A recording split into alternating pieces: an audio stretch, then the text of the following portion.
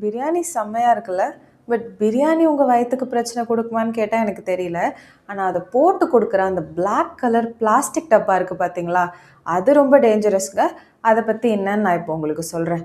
வந்துட்டாங்கப்பா ஏதோ ஒரு internet doctor, அது சாப்பிட்டா கேன்சர் வரும், இது சாப்பிட்டா கேன்சர் வரும்னு சொல்கிறதுக்கு. அப்படி நான் சொல்லவே இல்லையே. இது சாப்பிட்டா உங்களுக்கு கேன்சர் வரும்னு நான் சொல்லலை. பட் டெய்லி ஓபிடியில் வந்து எனக்கு காரணமே தெரியல, ரொம்ப அசிடிட்டியாக இருக்குது டாக்டர், பிளாட் ஆகுது, எது சாப்பிட்டாலும் சரிக்க மாட்டேங்குது, ஹார்மோன் இம்பேலன்ஸ் இருக்குது, புலம்புறீங்க பார்த்தீங்களா, அதுக்கு இதுவும் ஒரு ரீசன் தான். இந்த black plastic is not just a plastic container.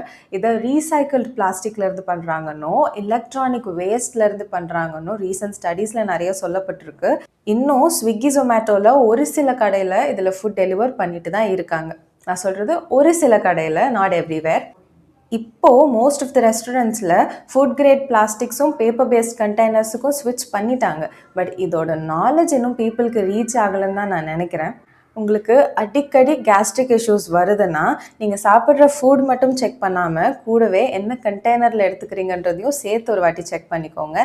எப்போதும் சொல்கிறது தான், லாங் டேர்மில் யூஸ் பண்ணும்போதும் முக்கியமாக ரீஹீட் அண்ட் ரீயூஸ் பண்ணுறதுனால கண்டிப்பாக இது கார்சினோஜெனிக் ஏஜென்ட்டாக மாறுறதுக்கான வாய்ப்புகளுமே இருக்குது.